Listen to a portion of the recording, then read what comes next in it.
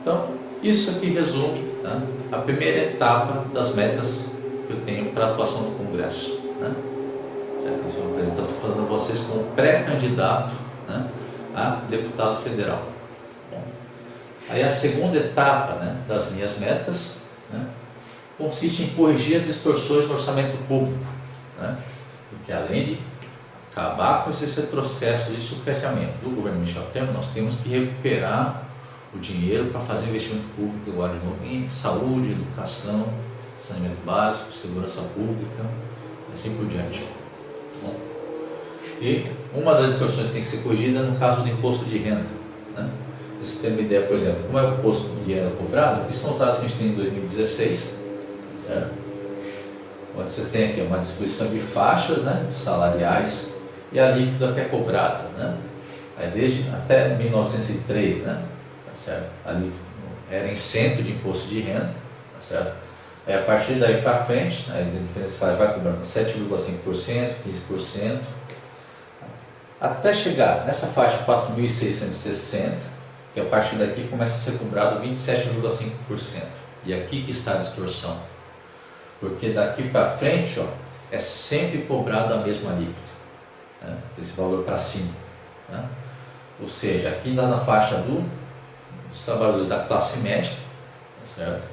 E chega lá para os caras podres de rico, com um salário de 100 mil reais, 200 mil reais, eles cobram a mesma alíquota, a mesma porcentagem de 7,5%, quando o mais correto são aqueles que ganham mais dinheiro, contribuir com uma alíquota maior. Para efeito de comparação, esse aqui é um estudo também do projeto Isonomia, né? Economistas que trabalharam, né, uma alternativa a essa distribuição de alíquotas do imposto de renda. Eles fizeram essa proposta, né, em que até 3.390 seria isento, certo? Aí vai ajustando aqui as alíquotas, né?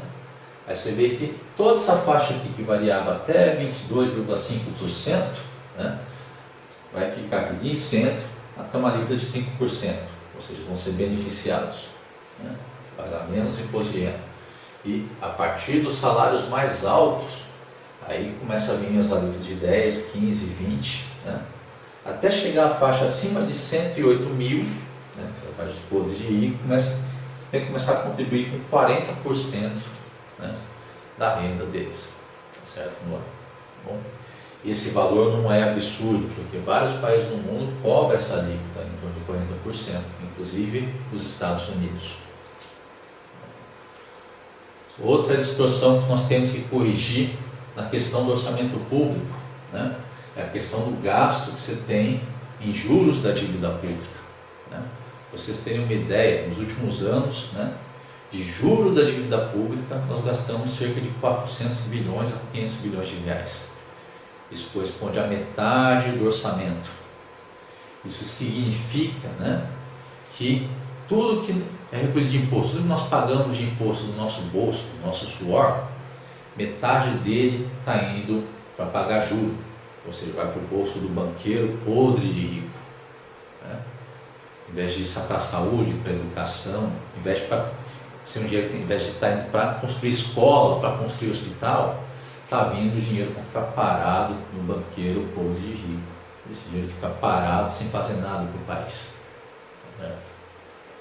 Esses juros são tão altos que é como se a gente estivesse pagando as prestações de uma bicicleta com os juros de uma mansão de luxo. Essa é a discussão que nós estamos tendo no momento. Para combater esse gasto excessivo que a gente está tendo para nada, só para pôr dinheiro no bolso dos caras que já são muito ricos, né? Tá certo? Tem duas saídas. A primeira delas é baixar os juros, né? Seria a taxa Selic, tá certo? A segunda solução é fazer a auditoria da dívida pública, então, que é uma auditoria há várias décadas, certo? Para vocês terem uma ideia do efeito dessa auditoria pública, tá? No Equador, tá certo? Quando foi fazer essa auditoria, né, antes mesmo de finalizar ela, os responsáveis pelos papéis dessa dívida procuraram o governo do Equador e aceitaram reduzir a dívida em 70%. Ou seja, tinha tanta sujeira na dívida pública do Equador que eles aceitaram diminuir a dívida pública em 70%. Imagina o que aconteceria no Brasil, que há décadas sem fazer uma única verificação nos papéis dessa dívida. Outra questão a ser tratado nessa composição do orçamento público é a questão da sonegação fiscal. Segundo estatísticas do Sindicato dos Auditores Fiscais, essa sonegação fiscal também chega à fração de cerca de 400 bilhões. Certo? Então, nessas duas situações, de juros e sonegação, juntos estariam juntando cerca de 800 bilhões a quase R$1 trilhão, tá certo? Que é dinheiro suficiente até para conseguir multiplicar em até 5 a 6 vezes o orçamento da saúde e da educação ao mesmo tempo. Tá bom? Então esse é outro ponto que tem que ser combatido. Certo? O problema no caso de sonegação fiscal, somente quando ela pega a sonegação fiscal das grandes empresas, que existe também um detalhe muito cuidadoso, tem que tomar cuidado, que essas empresas são responsáveis pelo emprego de vários trabalhadores. O que faz os donos dessas empresas? Fala assim, você não pode cobrar essa dívida, porque se cobrar essa dívida da gente, a gente vai ser obrigado a demitir pessoas na empresa. Vai causar prejuízo na empresa, vai prejudicar a economia. Bom, então nós vivemos um capitalismo selvagem distorcido, em que os donos das grandes empresas, para evitar ter que pagar dívida, eles estão usando a empresa e os seus trabalhadores como escudo, tá certo? Para não deixar a dívida ser cobrada, e uma dívida aparecendo por causa da incompetência desses gestores.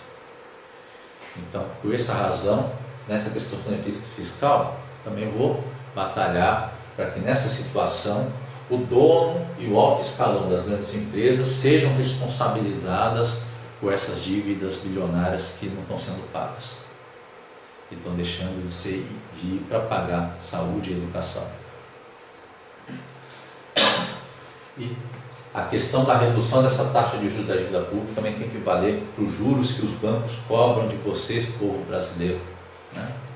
Certo? Que a questão também que a taxa Selic deveria servir como referência para os juros que são cobrados nos bancos para vocês em casa, certo? Vocês trabalhadores, ou para pequenos e médios empresários que precisam de empréstimo para montar um pequeno empreendimento.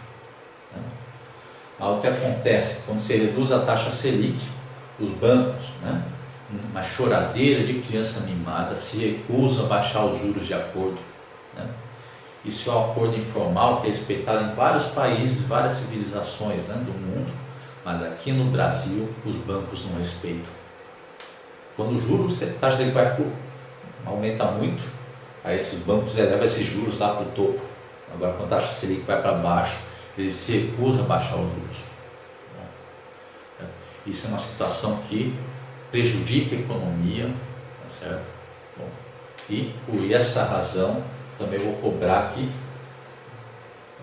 seja colocado na lei uma punição aos bancos que não se adequarem com as taxas, que não adequarem as taxas cobradas pelos bancos com a redução da taxa Selic.